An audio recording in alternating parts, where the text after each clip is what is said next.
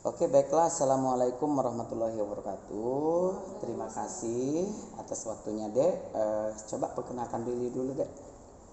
Dari sini, Ya, terus ya. Yang mana satu? perkenalkan nama saya Dina Soraya. Saya mahasiswi dari Fakultas Ekonomi jurusan Manajemen angkatan 2020. Oke, Adek? Halo, perkenalkan nama saya Ayu Lestari. Saya mahasiswa dari Fakultas Ekonomi jurusan Manajemen angkatan 2020. Oke. Ini nggak mau buang asam. Dek, coba geser ke sini sayang. Nah, Adek gak miring tadi. Nah, oke ya. Gitu, oke. Oke, baik Dek. Ini Dek mau Bapak sedikit mau tanya-tanya nih terkait respon kalian. Tolong jawab dengan jujur ya. Kenapa Bapak melakukan interview ini di akhir tidak ada hal sangkut paut dengan mata kuliah dan nilai sudah keluar? Bapak berharapnya itu kalian menjawabnya tiada beban, tanpa beban moral, istilahnya benar-benar karena ini untuk perbaikan kita Bapak juga gitu ya.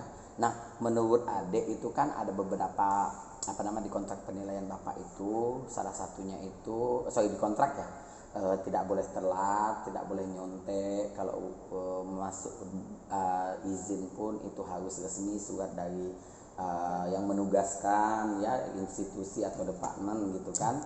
Nah, menurut kalian bagaimana itu, Dek? Mulai dari Adik dulu, tidak apa-apa. Kalau menurut saya Pak, Buka aja maskernya, tidak apa-apa. Tidak ada lagi corona kan. kalau menurut saya Pak sangat bagus sih, karena itu bisa buat mahasiswanya jadi disiplin dan kalau belajarnya tuh jadinya lebih gimana ya Pak ya, lebih baik lagi gitu nah. Kalau Adek? Kalau menurut saya itu tuh sebenarnya standar normal untuk mahasiswa, siswa dan sebagainya kan Pak.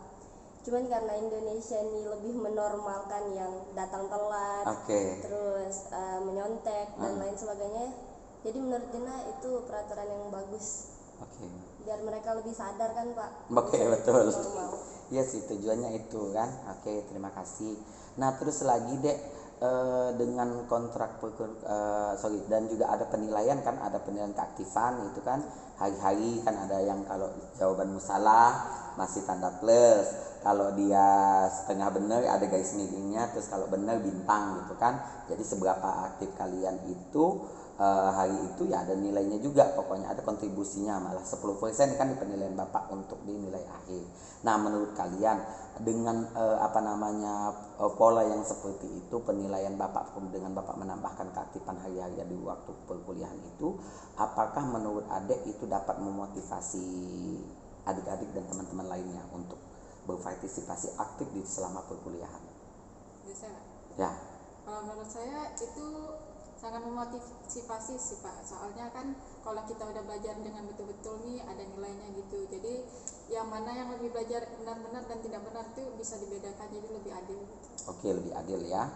Kalau menurut Adek? Kalau menurut Dina itu juga cara pembelajaran yang bagus sih Pak, karena kan banyak tuh kalau misalnya kita di dalam kelas dosen menjelaskan nih, nah nanti tuh yang aktif cuma satu dua orang. Nah kan cara Bapak memberikan kami pelajaran tuh biar kami aktif semua, biar kita tuh seimbang semua. Walaupun pas awal-awal kayak gitu tuh banyak yang gugup, tapi kan lama-lama membentuk mental. Oke. Oh, berarti awalnya itu tidak terlalu gitu ya, tapi berdasarkan waktu akhirnya betul-betul semua ya. Oke, terima kasih. Nah, kalau misalkan ini kan terkait dengan penugasan juga di kelas bahasa Inggris gitu kan. Menurut adik-adik kontrak dan salah satu kontrak kan tidak boleh submit tugas telat gitu ya. Terus lagi apakah itu membuat kalian untuk lebih bertanggung jawab terhadap tugas kalian atau seperti apa menurut kalian? Kalau menurut saya lebih bertanggung jawab sih Pak, jadi lebih menghargai waktu dan tidak menunda-nunda pekerjaan. Oke, makasih. Sama? Ya sama Pak, karena kebiasaan mahasiswa tuh kan kayak kalau misalnya dikasih waktu longgar pasti nanti aja. Sedangkan kalau misalnya kita dikasih batas waktu itu pasti harus kerjakan ini secepatnya biar nggak telat. Tapi waktu pemberian tugas Bapak itu tingkat kedalaman materi sama Waktunya cukup ya waktu itu ya, cukup sekali ya. Oke. Nah, terus lagi kan ada beberapa juga yang waktu itu salah satunya itu apa ya, lupa Bapak, tentang kebebasan kalian seperti apa, terserah kalian mau ngumpulnya itu seperti apa. Nah, misalkan kan waktu itu pernah Bapak kasih kebebasan tuh mau seperti apa kalian yang memilih seperti ini Pak. Misalkan salah satunya kayak UAS, mau yang mana nih, mau video atau apa gitu. Nah, itu menurut kalian apakah menimbulkan yang disebut dengan merdeka belajar dalam arti kata kebebasan kalian untuk mengikuti perkuliahan di tahap assessmentnya itu atau penilaiannya. Kalau menurut saya memberikan kemerdekaan belajar ya Pak, kemerdekaan belajar sih, soalnya kita bebas memilih apa yang kita gitu, nah lebih dalam. Kalau menurut saya itu memberikan merdeka belajar karena kan kami dibebaskan nih mau milih kita video atau tulis gitu kan. Nah sedangkan itu kadang ada aja yang terbeban sama tulisan karena kan yang banyak yang udah belajar apa segala macam. Sedangkan kalau bikin video kan tuh kita banyak waktu kan kemarin Pak. Terus kita bisa mengedit videonya dan macam-macam itu menggunakan kekreatifan kami. Oke, berarti waktunya juga cukup ya, sangat cukup ya. Ya, alhamdulillah. Nah, kalau menurut kalian cara Bapak mengajar kalian seperti apa? Jujur, tidak boleh ini kalau kurangnya di mana, ininya di mana, coba. Kalau menurut saya santai tapi disiplin sih Pak, supaya kami lebih menghargai waktu dan lebih bertanggung jawab sama tugas. Kalau masalah materinya gimana? Materinya ya standar normal. Istilah itu sulit dipahamikah atau seperti apa cara Bapak? Udah dimengerti sih kalau Bapak ngajarin kan. Kalau yang nggak ngerti pasti Bapak ngajarin dengan. Oke, berarti semua mahasiswa itu berkesempatan semua ya. Mau dia levelnya bahasa Inggrisnya rendah atau tinggi semua sama ya. Menurut Adik? Menurut Dina itu bagus sih Pak. Kita semua kan dapat kesempatan tuh dalam satu ruangan. Jadi ya seru sih. Oke, alhamdulillah. Berarti tidak ada ini ya diskriminasi ya, semua alhamdulillah. Nah, kalau menurut pengalaman kemarin kan di awal-awal tuh tegang, pertemuan pertama kan diam gitu kan. Terus lama kelamaan pertemuan kedua sudah mulai, pertemuan ketiga ternyata sampai di ketiga sampai di akhir alhamdulillah semua aktif gitu ya, berpartisipasi gitu. Nah, itu kira-kira menurut kalian nih kenapa teman-teman adik-adik di kelas itu awalnya yang istilahnya kan pasti kalau boleh Bapak tahu nih sebelum ke situ ya, kalau di mata kuliah lain bagaimana? Kalau di mata kuliah lain apakah semuanya seperti di kelas Bapak aktif semua atau tidak? Kalau menurut saya enggak. Nah, kira-kira itu kenapa deh? Kenapa lah kira-kira menurut kalian kok dia berbeda antara mata kuliah yang satu dengan yang lain?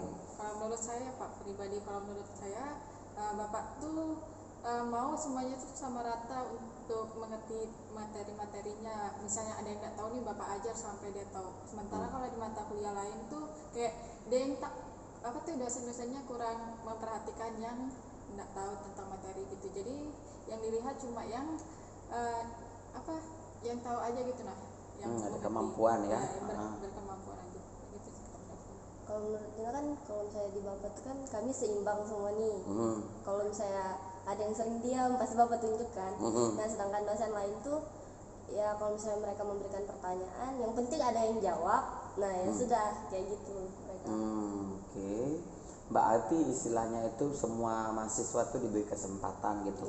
Nah kenapa mereka mau gitu loh? Kan pasti kan kalau dia tidak biasa merespon atau mencoba menjawab tidak biasa gitu kan. Kenapa dia kok timbul mau mencoba gitu deh? Karena kalau menurut saya kalau mereka salah Bapak pasti ngajarin supaya tahu, dan Bapak juga nggak bakalan marahin gitu nah. Gitu kan. Dan Bapak juga pembawaannya lebih santai ke mahasiswa. Sebenarnya dosen lain begitu sih Pak, kayak kalau misalnya mahasiswanya menjawab salah ya enggak apa-apa. Cuman perbedaannya tuh atmosfer kelasnya. Kalau di Bapak kan atmosfernya tuh santai, sedangkan di dosen lain tuh kadang ada yang tegang dan segala macam. Oke. Salah satu contoh adik lokal berapa kemarin tuh?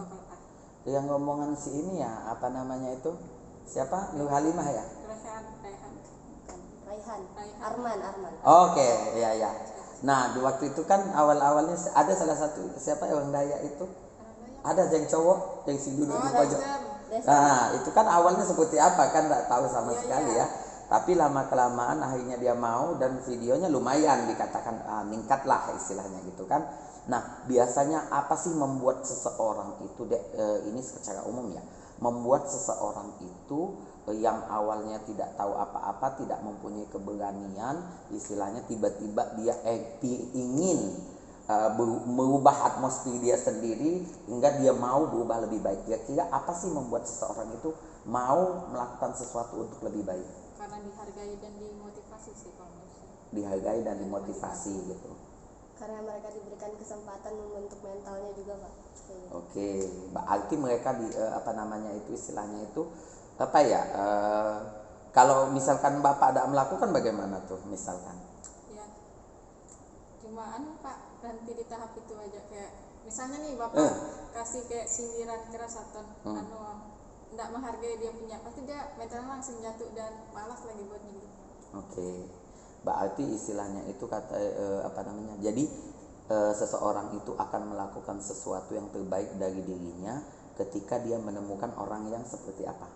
Yang bisa motivasi, ada lagi? Memberikan penghargaan, dukungan gitu ya.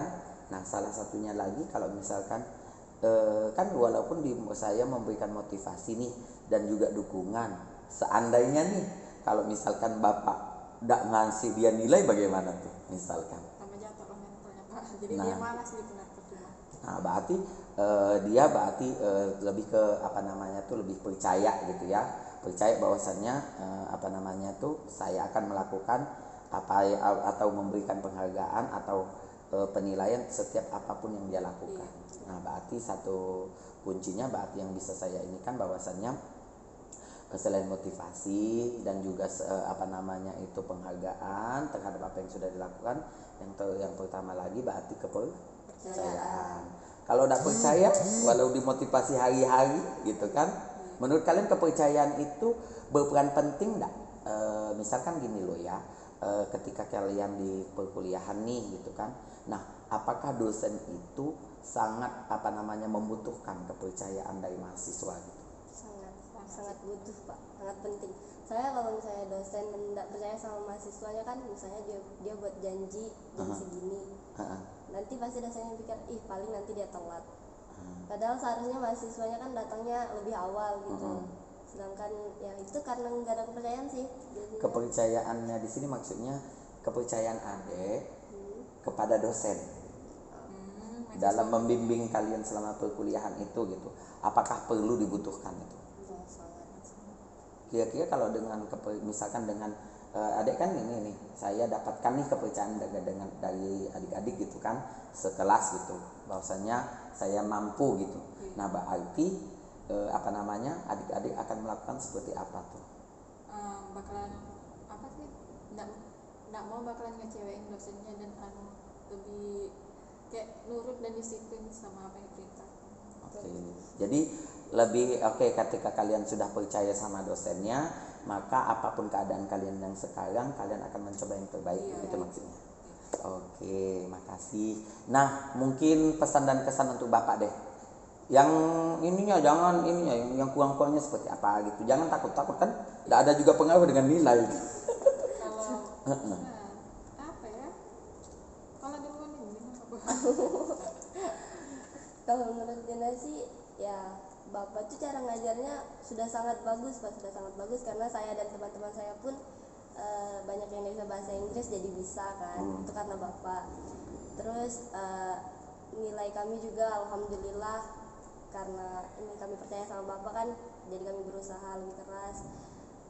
Terus untuk pesan sih saya kayaknya nggak ada sih, Pak, soalnya Bapak tuh sudah perfect menurut saya. Enggak lah, pasti ada minusnya kan.